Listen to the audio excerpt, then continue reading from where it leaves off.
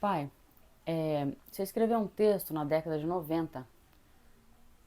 O título é Mecanismos do Poder Corruptor. Eu queria que você falasse um pouco sobre o que você escreveu nesse texto. O que aconteceu foi o seguinte: eu fui trabalhar no governo quando meu pai se elegeu prefeito, ele me chamou. Inicialmente eu fui fazer ah, resolver alguns problemas que o governo tinha, porque como a Constituição de 88 mudou completamente a regra que regia o governo, mas ela só entraria em Em vigor? vigor em 93. Quando o papai entrou na prefeitura, a prefeitura tinha um monte de problema que tinha que ser resolvido para ajustar o funcionamento da prefeitura ao governo, à Constituição. E Uhum. eu quero fazer uma observação aqui muito importante, uma coisa que eu aprendi com o professor Beraldo, que era juiz, o Euclides Celso Beraldo. O, na iniciativa privada, você pode fazer qualquer coisa que a lei não proíba. No governo, o mandato se inverte. Você só pode fazer o que a lei expressamente manda. Não é Nossa, que você não pode fazer o que a lei proíbe. Claro, você não pode fazer o que a lei proíbe. também. Mas para você fazer algo, você tem que fazer uma coisa que a lei diga que é seu direito fazer aquilo. Que você, como ocupante do cargo público, pode fazer aquilo. Você não pode fazer, por exemplo, uma coisa que não. Digamos, você é prefeito. Você não pode tomar uma decisão que afete alguma parte do governo ou da sociedade que não tenha sido atribuída ao prefeito por uma lei expressa. Então, se a lei diz lá, por exemplo, que quem estabelece nome de rua é vereador, o prefeito só sanciona, o prefeito não pode dar o nome da rua, quem tem que dar é o vereador. E isso é muito, esse princípio é consagradíssimo. Então, o papai me pediu, na época eu fazia muito, eu sempre trabalhei com clínica, mas eu também trabalhei muito com empresa, treinamento, é, governabilidade. Hoje fala governabilidade, na época falava gestão, treinamento, RH, recursos humanos, hoje fala talentos humanos, assim por diante. E eu fazia também fazia pesquisa, na época, fazia pesquisa eleitoral, fazia pesquisa de propaganda, pesquisa de opinião. Eu fazia pesquisa de opinião. Sempre fui muito bom com pesquisa. Então, meu pai me pediu para fazer algumas coisas especificamente para resolver algumas questões de gestão. Eu lembro que ele me deu 10 problemas a serem resolvidos. E uma dessas questões era a questão, ela relacionada ao fato de que mudou a condição de contratação do serviço público. Só te perguntando uma coisa. Eu lembro que Ah. você me explicou uma vez que eu não sabia. Eu acredito que as pessoas que não são da área jurídica também talvez não saibam. Como que é que funciona a Constituição? Qual a diferença da Constituição para a lei? Porque você falou assim, a Constituição tinha sido promulgada, mas ainda não tinha sido. As leis não estavam prontas, né? Imagina que a Constituição, acaba que hoje eu percebo que não é assim, embora na época eu achasse que foi. Eu mesmo comemorei a Constituição de 88. Dá uma pausa aí que eu quero mostrar um negócio. Eu quero mostrar aqui, ó, o meu exemplar da Constituição. 1988, dá para ler? Peraí. Dá. Põe pra baixo. 1988, aqui meu dedo está apontando.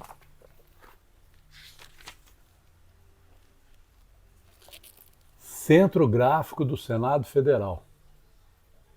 Na época da ditadura, eu queria tanto uma Constituição e, e fiz tanta política pela Constituição, tanta passeata, um monte de coisa, que quando a Constituição saiu, eu escrevi para o Senado Federal e você tinha direito a um exemplar como cidadão.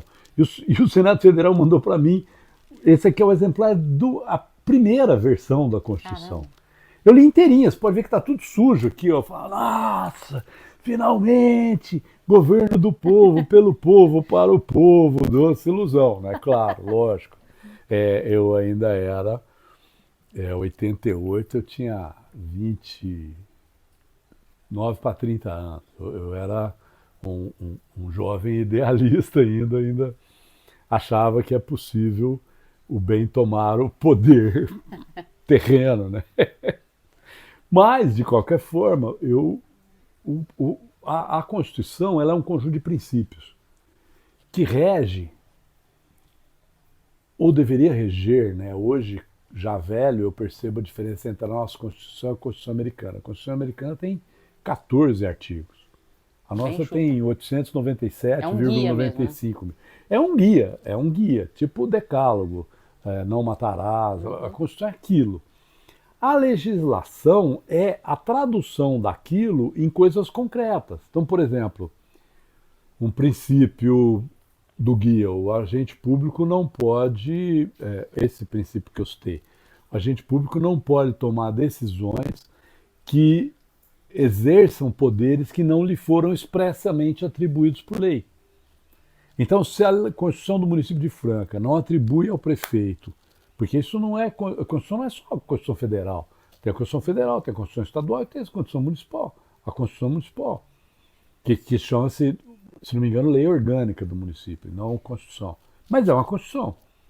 Se a lei não diz claramente que o prefeito pode nomear ruas, ele não pode, não é?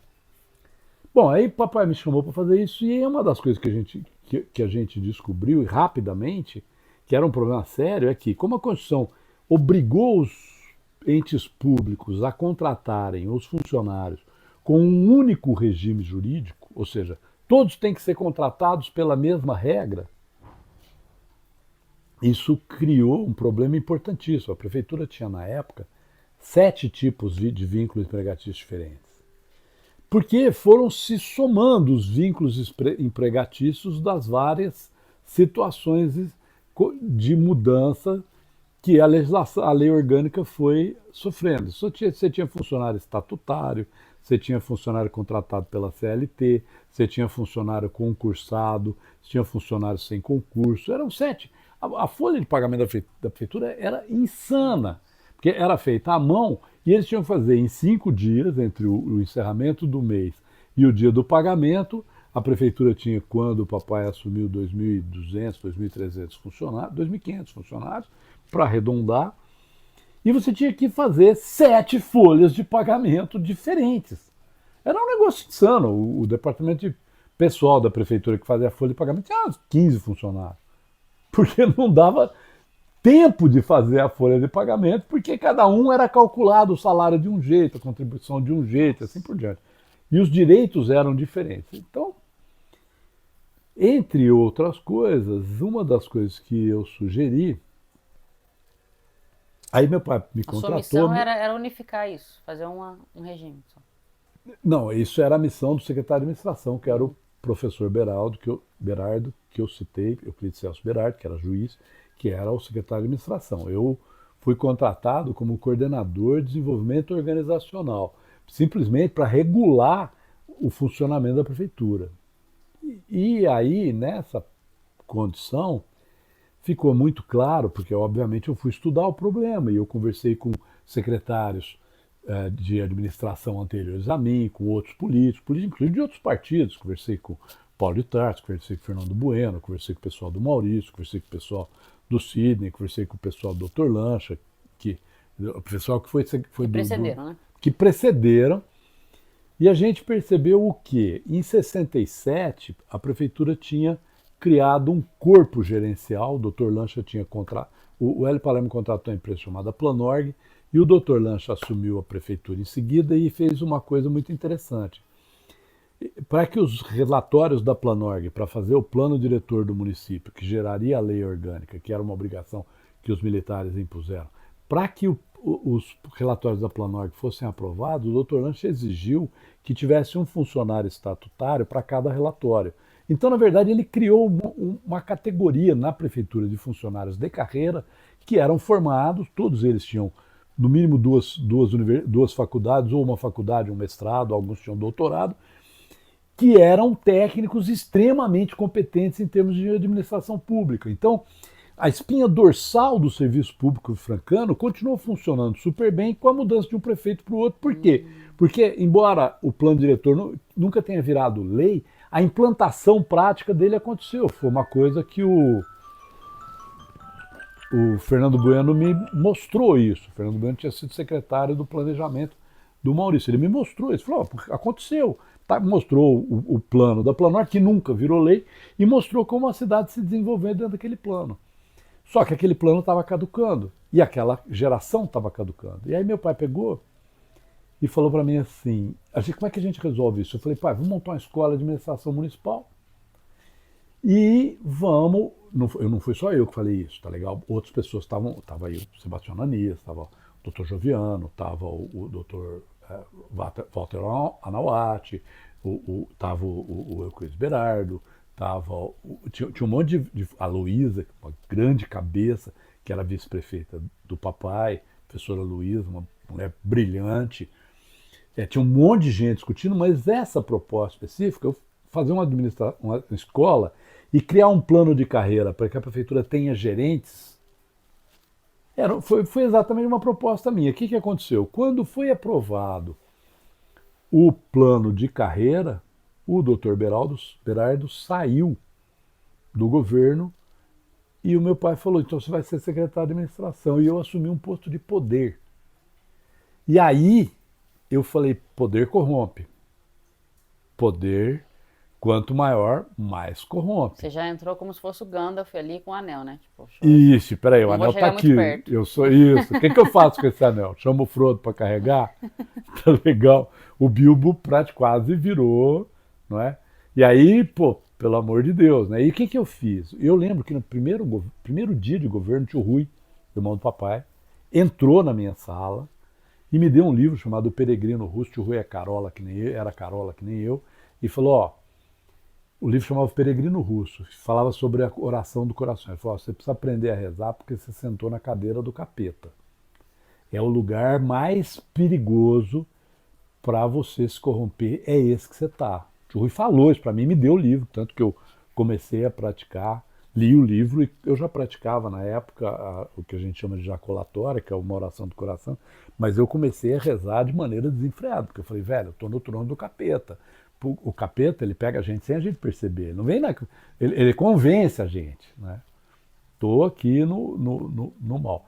E comecei a observar como o poder me corrompeu. E eu vou falar algumas coisas importantes. Em termos de dinheiro, tem gente que acha que eu roubei, mas, claro, ó, senta lá, Cláudia. Não dá para conversar com gente que acha isso. Lógico que eu não roubei. A questão central é que eu fiz um monte de coisa que eu era obrigado a fazer por razões legais que feriram pessoas. Coisas que feriram pessoas. Eu corrompi a minha alma. E eu fiz isso porque eu tinha que fazer, por exemplo, eu me lembro de ter demitido um cara porque ele saiu no tapa com outro dentro do Champagnat, que era a Secretaria de Educação na época, e chamaram a polícia, teve um boletim de ocorrência, mandei para o jurídico falou demissão por justa causa instantânea. E eu demiti o cara, e eram dois caras. Um dos caras era um cara contratado em título precário. O que é isso? Era contratado por tempo fixo, ia ser demitido. O outro era um funcionário de carreira, mas que não tinha sido concursado. E o título precário provocou o outro e o outro brigou. Eu demiti o cara e eu achava que não devia ter demitido, mas a lei mandava. E aí eu demiti o cara. E o cara veio falar comigo. Chama Carrapicho. Eu falei, Carrapicho, me processa, velho. Vai no sindicato, arruma um advogado e me processa. Tá errado, assim, moralmente tá errado eu te demitir, mas legalmente eu tenho que fazer, eu não posso não fazer. Se eu não fizer, eu estou prevaricando, eu estou descumprindo a lei. Quer dizer, eu tive que fazer uma coisa que eu achava errado no sentido moral, porque a lei me mandava. Nesse caso, por que isso seria você estaria se corrompendo se você tinha que fazer? Você foi obrigado a fazer. Porque eu estava fazendo uma coisa que a minha consciência condenava, eu achava que estava errado a lei. E qual seria a outra alternativa? Você teria que sair do cargo? O que é uma covardia bizarra, né? Então, é uma sinuca de bico ali, né? Não, a sinuca de bico. Você correu o bicho ficou a biscone, da frigideira pro fogo. Eu estou citando esse exemplo porque eu falei isso pro Carrapicho. Inclusive, eu tenho testemunha disso. Acho que o Carrapicho, não sei se ele ainda está vivo, mas o Jerônimo, que foi padre Jerônimo, que é professor, ele é testemunha disso, porque ele veio falar comigo, eu falei, Jerônimo, vocês têm que me processar. Ele era da associação do sindicato, tanto que tinha um sindicato, tinha associação, o sindicato era o Carlinho, filho do professor Carlos Assunção. Falei, me processa, ganha o processo e me obriga a reconduzir o cara. Eu acho que está errado o que eu fiz. Mas o fato de eu achar que está errado não significa nada. A lei manda eu fazer, eu tenho que fazer. Então, quando eu falo de corrupção, é assim, veja, não é uma corrupção. Existem várias, no artigo eu examino várias corrupções. Mas eu sou obrigado a fazer uma coisa por causa do meu, digamos assim, Sua posição. compromisso, meu compromisso, né? Tipo um juramento. Claro, não é um juramento, você não tem aquela coisa, mas é um compromisso, assumir o cargo, pô. Eu tenho que arcar com as coisas, tive que ir lá na frente tomar um tiro, eu tenho que ir, não posso mandar outro no meu lugar. Isso está errado moralmente. Então eu fiquei num dilema moral interno. Eu acho errado demitir o Carrapicho, achava mesmo. Tanto que tem a boa notícia é que eles ganharam na justiça e eu tive que readmitir o Carrapicho. O outro cara não. O outro cara tinha que demitir mesmo. Mas eu não podia, eu não era juiz daquilo, eu era o executor da lei. O executor da lei não pode julgar, eu tinha que executar a lei. E a lei dizia o seguinte: não pode acontecer uma coisa dessa. Me lembra um pouco aquele caso dos nazistas, claro, guardadas as devidas proporções, mas aquele caso que os nazistas, eles executavam as A penas horríveis. defesa do Eichmann, Adolf Eichmann, tem um livro maravilhoso da Hannah Arendt sobre o julgamento do Eichmann, em que ela cunha o termo a banalidade do mal. A defesa do Adolf Eichmann no julgamento dele em Jerusalém, né, não foi Nuremberg, o Eichmann foi capturado depois, ele fugiu. O Eichmann era um oficial nazista. Que assinava papel, ele nunca foi num campo de concentração, ele só assinava papel e carimbava, só fazia isso. E ele falou, mas eu estava cumprindo o meu dever. A Hannah Arendt, aquelas filósofas que viveu o que ela pensou, não é que nem o Viktor Frankl, filósofo que filosofa da cátedra não me interessa. Me interessa a gente que viveu, que pensou, que fez o que acreditava, né? Viktor Frankl, Albert Camus, tá legal? Os caras que viveram aquilo. Ó, não, eu fiz isso aí, né? Uhum. O Saint-Exupéry, o Pequeno Príncipe, um grande pensador, completamente apagado da história, né? Tem um livro dele que você devia ler, Cartas de Saint-Exupéry, o cara que lutou pela resistência, foi piloto de correio na resistência. O Pequeno Príncipe é uma história real, ele caiu de avião. Ele caiu. Pequeno Príncipe. Então, ele caiu de avião no deserto e voltou para. Ele foi abatido pelos nazistas e caiu no deserto. Aconteceu, pessoal, a história é pessoal Daí dele. surgiu a ideia do livro. Ele escreveu o livro durante a jornada dele voltando do deserto. Caramba. Se não me engano, ele chegou onde estavam os americanos, eu acho, em Marrocos, alguma coisa. Eu não sei que conheço a história exatamente, mas a história é real. E aí ele escreveu o livro. Dele estava no deserto. A beleza do deserto é que no fundo ele esconde um poço. Ele viveu isso. Isso não é uma firula, entendeu? Ele não fumou maconha e escreveu o livro. Uhum. Então, e aí, a banalidade do mal, a defesa do Eichmann foi isso, mas era o meu dever. E eu vou ser sincero, eu me diferencio do Eichmann no sentido de que eu nunca aceitaria o cargo dele. Mas eu estava trabalhando como secretário de administração em Franca e o prefeito era meu pai é um sujeito eticamente de primeira qualidade. Eu respeitava profundamente meu pai. E eu estava ali fazendo um bom trabalho. Um trabalho, inclusive, se você perguntar para quem trabalhou na minha época, que os próprios funcionários consideravam um bom trabalho. Que, inclusive, melhorou condições de gente como o Carrapicho. Não é? Então, era um dilema ético. Então, esse dilema moral interno é o dilema que eu tentei configurar nesse artigo, Mecanismos do Corruptor. Era um ensaio, do Poder Corruptor. Era um ensaio autobiográfico, ou seja, falava sobre mim mesmo, examinava a minha própria experiência, mas fazia esse exame, a moda do ensaio, o ensaio é um gênero específico da literatura filosófica, fazia esse exame a partir de premissas articuladas e explorava como o poder me corrompeu. Vou citar um exemplo, depois se vocês quiserem, vocês podem procurar o artigo aí, a gente vai Eu ia te colocar o perguntar link isso, dele. como é que a gente disponibiliza? Depois a gente Tipo vê. o link dele, ele está publicado numa revista de psicologia que está no Cielo, ali você acha ele, a ciência brasileira, graças a Deus, ela é uma ciência open source, né? Ela é publicada open source, que é uma das grandes coisas, inclusive do Paulo Renato, que foi ministro do Fernando Henrique Cardoso, criou o CNPq criou a ciência open source, né? E o Brasil está se tornando uma fonte de ciência aberta, né? O que é uma coisa muito legal.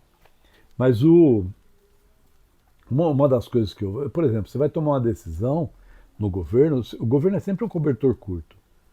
Se você vai colocar dinheiro num lugar, você vai deixar um lugar sem dinheiro, não tem alternativa. Dinheiro não dá em árvore. O governo não produz dinheiro, o governo arrecada dinheiro, que quem produz é a população. Quem produz é o cidadão que vende, compra e faz dinheiro, cria riqueza. O governo não cria riqueza nenhuma, o governo só gasta. Então você tem um certo tanto de grana e você tem que decidir, vou colocar isso aqui numa escola ou num posto de saúde, por exemplo. Se o dinheiro seu dá para fazer um dos dois, você tem que escolher. E ao fazer a escolha, você vai favorecer uma determinada população. Você pode usar até um algoritmo sólido, fazer a conta de quanta gente vai ser beneficiada, não importa. Você vai prejudicar alguém. Porque alguém vai ficar sem aquilo, seja a escola, seja o posto de saúde e assim por diante. Quer dizer, a ideia de que o governo pode dar tudo que a população quer é uma ideia estúpida. Mas eu acreditava, em parte, nessa ideia, não completamente, porque eu venho da iniciativa privada. Mas eu achava que o governo podia prestar bom serviço. E o governo de Franca presta um bom serviço até hoje, inclusive. Mas é porque o governo de Franca é minúsculo, ele nunca Porque cresceu ele é muito. pequeno, ele não consegue crescer. Exatamente, porque ele é pequeno. Eu vi um influenciador do meio libertário, ele chama Ideias Radicais, né? Rafael de Ideias Radicais. Já E acompanhei. ele também faz campanha, tal, na época de eleição. E aí ele fez campanha aqui para um vereador que estava tentando aqui por Franca. E ele fala isso, nossa, eu tô surpreso com o tamanho como é que fala? Quão pequeno é o governo francano? Isso, tem pouco vereador pelo tamanho da cidade. Vou dar um número para você. Vou dar um número para você da minha época. Esse número eu sei porque eu era secretário de administração, então o número era minha praia. Índice de qualidade de governo brasileiro atribuído na época pela Exame, que era um ranking dirigido pelo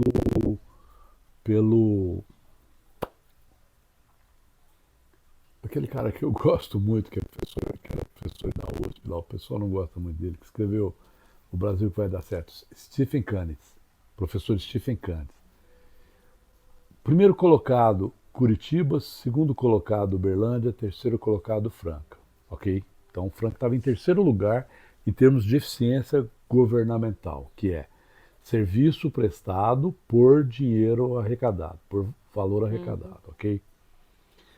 Detalhe, quando eu fui secretário da APAE, na época da Marinês, nós ganhamos esse prêmio, o bem eficiente, 3 vezes, 3 anos consecutivos.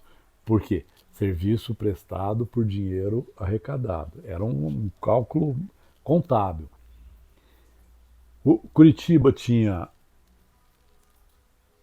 se não me engano, 80 mil funcionários para 1 milhão de habitantes. Uberlândia tinha, na época, se não me engano, 7 mil funcionários para 400 mil habitantes. Franca tinha 2.500 funcionários para 250 mil habitantes. Franca tinha metade do número de funcionários que Uberlândia e 1/3 ou 1/4 do número de funcionários de Curitiba. Então, do ponto de vista objetivo, Franca era a prefeitura mais eficiente do país. Isso, tirando a tragédia do governo do PT e do governo do Gilson, isso não mudou muito. Porque a prefeitura de Franca ainda é extremamente efetiva porque é pequena. Mas o fato é que você, no posto de poder, você vai ter que tomar uma decisão que vai prejudicar alguém. Mesmo que prejudique porque você está manietado, por exemplo, pelo orçamento. Porque você só pode gastar aquele dinheiro. Ok? E como é que você toma essa decisão? Aí você elabora um cálculo. Você faz um cálculo qualquer. Eu fazia isso com base em conta, estatística. Era a minha praia, pesquisa. Quanto vou prejudicar quantas pessoas?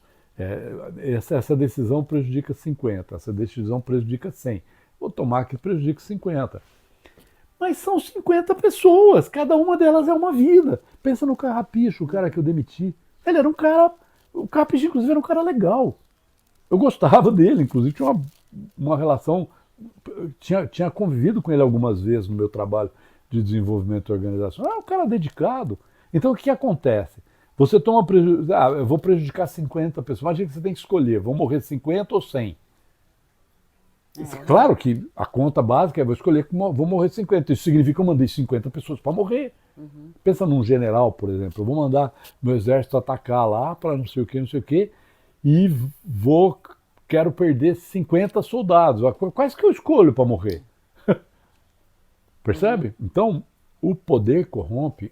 A minha conclusão, tem várias outras, mas a minha conclusão é que o poder terreno corrompe porque ele é poder. Não é uma. Assim, ninguém escapa da corrupção do poder. Só os otários que não examinam o próprio comportamento ou não fazem exame de consciência sobre as consequências trágicas que as suas decisões tomam. E aí acontece uma coisa bastante interessante, que eu sempre falei isso, você vai lembrar. A gente tem que recusar o poder. A gente pode usar a influência. Eu posso te convencer a fazer uma coisa, mas você só vai fazer se você estiver convencido. Eu não posso te obrigar a fazer uma coisa, porque as consequências não vão cair sobre mim, não é? E aí, desse ponto, por exemplo, hoje você me vê, eu também me vejo muito próximo da ética libertária. Eu não sou anarcocapitalista, não sou completamente anarquista. Acho que o governo, num certo sentido, é inevitável, mas ele é inevitável como um mal necessário, porque tem certas coisas que você só pode fazer coletivamente. Mas isso aí na verdade, isso aí também é uma vertente do libertarianismo, tá? Sim, baseada no Milton Friedman. Não sei se no Milton Friedman, mas acho que não. Mas, enfim, isso é uma outra discussão. Tudo bem. Mas, assim, o que eu quero dizer é assim, veja, eu acho que o governo é inevitável, como a polícia é inevitável. Precisa da polícia. Agora, vamos supor que eu vá ser policial e eu vou trocar tiro com um daqueles cara do tráfico lá que estavam lá no Rio. Os caras vêm na minha direção com uma metranca. Eu não vou atirar neles? É claro que eu vou. Mas você estava cumprindo o seu dever, mas eu matei uma pessoa, pelo amor de Deus. Quer dizer, eu nunca matei, mas assim, veja, você acha que matar... Lembra você falou do Gandalf. Uhum. Vamos falar do Harry Potter e do Voldemort. Toda vez que você mata uma pessoa, você compromete um pedaço da sua alma. Essa é uma metáfora bizarra. Mesmo que você mate essa pessoa por boas razões. O Harry Potter nunca usou a Avada Kedavra. Nunca usou. Expelliarmus, feitiço de tirar varinha, mas nunca de assassinar. E por que o Harry Potter funciona? Porque é ficção, né? Uhum. Porque no mundo real pode acontecer uma situação em que eu tenho que matar alguém. E você acha que eu não vou sofrer nada por ter matado alguém porque eu estava certo? O que é? Que história é essa? Como? Não, amiga. E uma das coisas do meu... Eu acho que hoje eu escreveria mais coisas naquele ensaio. Porque aquele ensaio foi um exame específico do que eu vivi naquele momento. Depois eu nunca mais fui do governo. Eu só fui do governo porque era do meu pai. Meu pai, se ele me chamasse para capinar café, eu iria. Meu pai era um sujeito admirável e um grande líder. Mas esse exame de como o poder me corrompe, ele me mostrou várias coisas. A principal delas é que vão descer da Gillette e perceber que a gente é tudo uma grande porcaria, em vez de achar que a gente é melhor do que o outro, porque a gente estudou mais, ou porque a gente tem um diploma maiorzinho, ou porque a gente tem um carro mais bonito. E vamos reconhecer que somos todos, barro, filhos de Adão, somos todos maculados pelo pecado original, que é essa nossa capacidade de atuar no mundo, que nos leva a achar que nós podemos alguma coisa. Vamos pensar aqui objetivamente. O Barack Obama, com o Sim Podemos, criou um problema enorme nos Estados Unidos. Né? Então, precisamos ter cuidado um pouco com o conceito de poder. E aí o artigo vai estar aí no link da descrição, se alguém tiver interesse. Eu lembro que na época deu o maior rendão. Fui convidado para fazer um monte de palestra.